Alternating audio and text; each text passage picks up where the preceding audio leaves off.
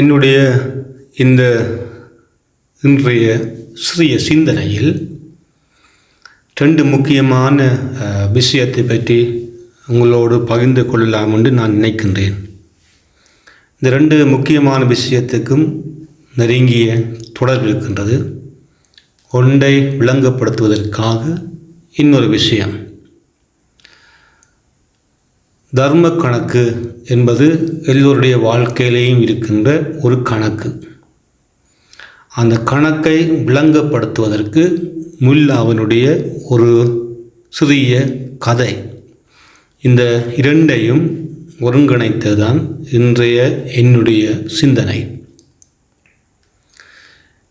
தர்ம கணக்கில் பல விடயங்கள் இருக்கின்றது. இன்று இந்த சிந்தனையில் நான் சொல்லுவது, நமக்கு எதுவும் இலவசமாக கிடைக்கின்றது என்று நாம் நினைக்கின்றோம் என்றால் அதற்கு பின்னால் ஒரு தர்ம கணக்கு இருக்கு என்பதை நம்ம மறக்கக்கூடாது. சில வேளை நாங்கள் நினைத்து கொள்ளுவோம், சில காரியங்கள், சில சம்பவங்கள், சில பண உதவிகள் எதுவாக இருந்தாலும் இலவசமாக நமக்கு கிடைக்கின்றதே, நம்ம எந்த ஒரு முயற்சியும் செய்யவில்லையே, இது நமக்கு கிடைத்த அதிர்ஷ்டம் என்று நாம் பல நேரங்களில் சிந்திக்கலாம். உண்மையில் அது அதிர்ஷ்டமாக இருந்தாலும் அந்த அதிர்ஷ்டத்துக்கு பின்னால் ஒரு தர்ம கணக்கு இருக்கின்றது. அதான் உண்மை. எந்த தர்ம கணக்கில் இருந்து நமக்கு இந்த விஷயம் இலவசமாக கிடைக்கின்றது என்பது நமக்கு புரியாவிட்டாலும் ஏதோ ஒரு தர்ம கணக்கில் இருந்து நமக்கு அது இலவசமாக கிடைக்கின்றது. அதான் உண்மை. ஒரு விஷயம் நமக்கு இலவசமாக கிடைக்குது என்று சொன்னால் ரெண்டு விஷயம் நம்ம மனசில் வைத்து கொள்ள வேண்டும். ஒன்று, நாம் ஏற்கனவே இந்த பிறவியில் ஏதோ ஒரு விதத்தில் ஒரு தர்ம கணக்கு, ஒரு புண்ணியம், நல்ல காரியம் செய்திருப்போம். அதனுடைய விளைவாக சில நாட்கள் கழித்தோ பல ஆண்டுகள் கழித்தோ நாம் ஏற்கனவே செய்த ஒரு நல்ல காரியத்துக்காக அந்த தர்ம கணக்கின் அடிப்படையில் நமக்கு சில விஷயங்கள் இலவசமாக கிடைப்பது போல நம்முடைய வாழ்க்கையில் வந்து சேரும். அது பணமாக இருக்கலாம், பொருளாக இருக்கலாம், நல்ல சந்தர்ப்பமாக இருக்கலாம், மனித உறவுகளாக இருக்கலாம், எதுவாக இருக்கலாம். ஏற்கனவே நாம் செய்த ஏதாவது ஒரு நல்ல விஷயத்துக்காக வேண்டி நம்ம தேடி அது வந்து சேரும். இது நாம் செய்த ஏதாவது நல்ல காரியத்துக்காக அந்த தர்ம கணக்கின் அடிப்படையில் கிடைக்கின்ற விஷயம். இரண்டாவது, நம்முடைய பெற்றோர் செய்த தர்ம கணக்கு. நம்முடைய பெற்றோருடைய பாவ புண்ணிய கணக்கு நம்மோடு வந்து சேரும். நம்முடைய பெற்றோர் நல்லது செய்தால் அது நன்மை கணக்கும், நம்முடைய பெற்றோர் தீமை செய்தால் அந்த தீமை கணக்கும் பிள்ளைகளாகிய நமக்கு வரும். உதாரணமாக ஒரு குடும்பத்தில் எடுத்தால், ஒரு குடும்பத்தில் ஒரு நல்ல நிகழ்வு நடந்தால் அது நம்மளை பாதிக்கும். அதே போல் ஒரு தீய நிகழ்வு நடந்தாலும் அது நம்மளை பாதிக்கும். நம்முடைய பெற்றோர் இல்லாமல் நாம் இல்லை. அவங்களுடைய நன்மைக்கும் தீமைக்கும் ஏற்பத்தான் நாம் இந்த உலகத்தில் பிறந்திருக்கின்றோம். அதனால தான் பெற்றோருடைய நன்மையும் பெற்றோருடைய தீமையும் ஏதோ விதத்தில் கணக்காக நம்முடைய வாழ்க்கையில் வந்து சேரும். நமக்கு ஏதாவது நல்ல விஷயம் நடக்குது, நம்முடைய முயற்சி இல்லாமல் நடக்குது அப்படி என்று நம்ம யோசித்தோம்னு சொன்னால் சில வேளைகளில் நம்முடைய பெற்றோருடைய தர்ம கணக்கு, புண்ணிய கணக்கினுடைய விளைவாக நமக்கு நல்ல விஷயங்கள் நடக்கலாம். அதனால தான் நம்முடைய வாழ்க்கையில் ஏதாவது ஒரு நல்ல விஷயம் நடக்குது என்று சொன்னால் அது தற்செயலாக நடக்கிற விஷயம் அல்ல. நாம் சொல்வது போல எனக்கு கிடைச்ச அதிர்ஷ்டம் என்று நாங்கள் சொல்லுவோம். அந்த அதிர்ஷ்டம் என்ற சொல்லுக்கு பின்னால் இந்த தர்ம கணக்கு ஒன்று இருக்கின்றது. ஆகவே தான் நம்முடைய வாழ்க்கையில் எதுவுமே கிடைக்குது அப்படின்னு சொன்னால் இந்த கணக்கை நம்ம வச்சுக்கொள்ள வேண்டும்.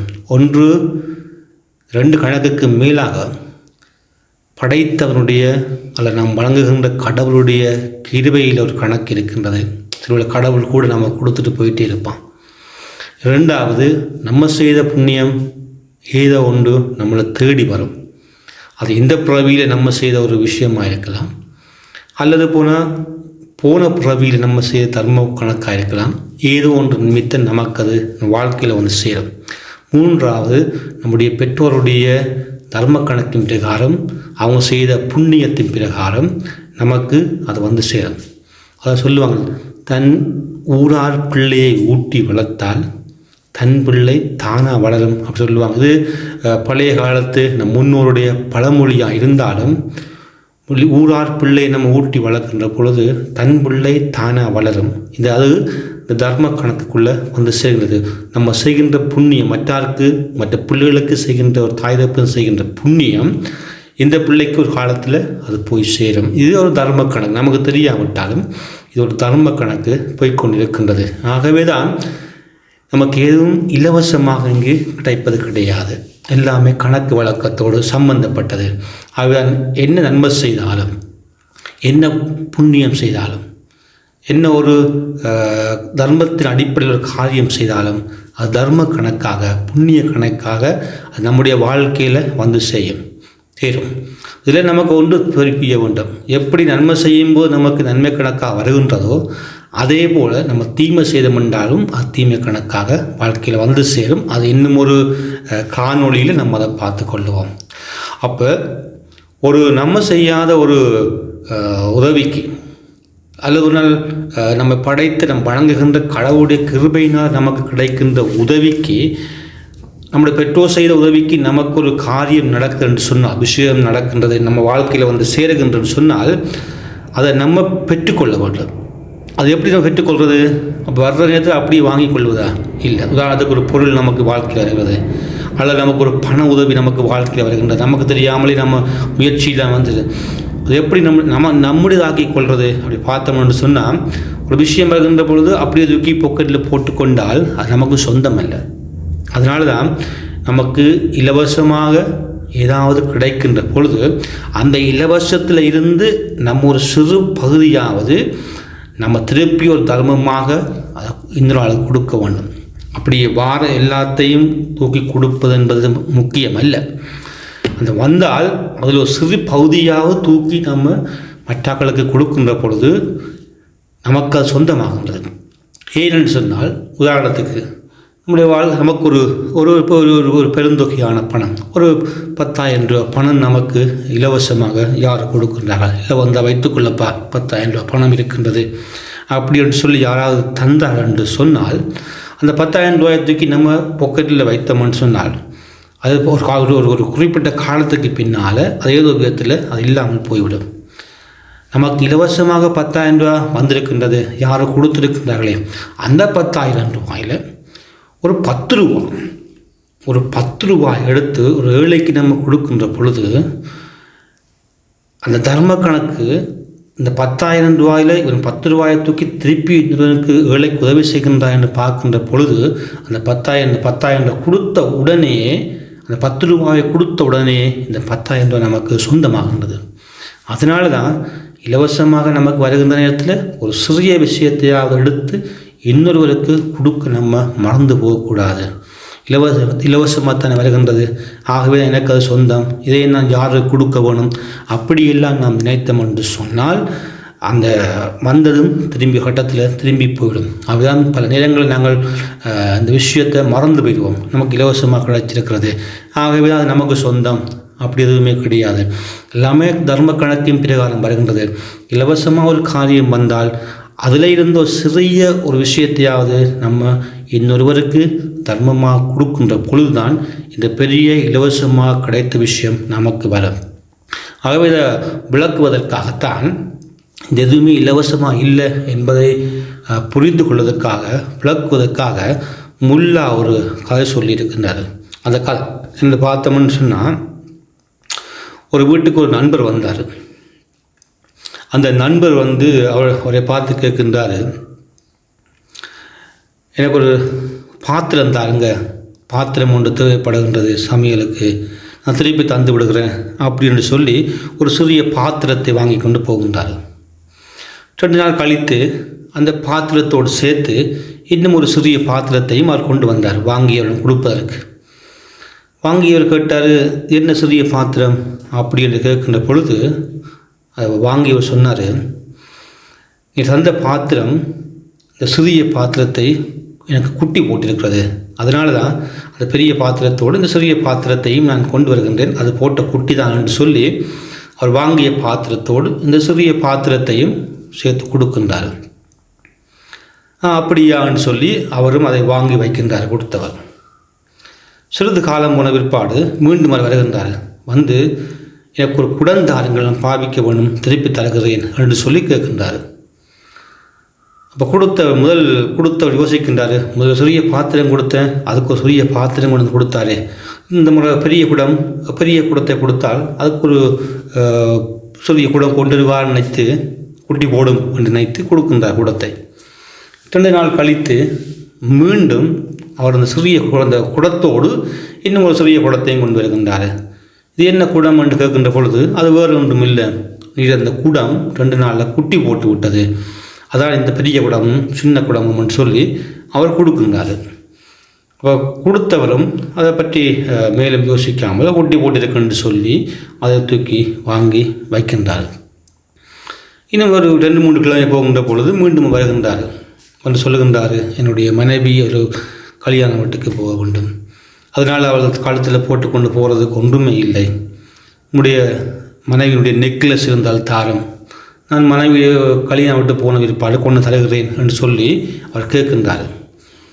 அப்போ 2 முறையும் குட்டி போட்டிருக்கின்றதே நைத்தவர் இந்த நெக்லஸை போட்டால் கொடுத்து விட்டால் இன்னும் ஒரு நெக்லஸ் குட்டியாக கிடைக்கும் நினைத்து நெக்லஸை கொடுக்கின்றார்.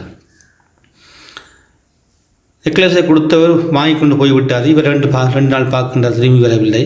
ஒரு கிழமை பார்க்கின்றார், திரும்பி வரவில்லை. கொஞ்ச நாள் பார்க்கின்றார், திரும்பி அது நெக்லஸ் கொண்டு தரவில்லை.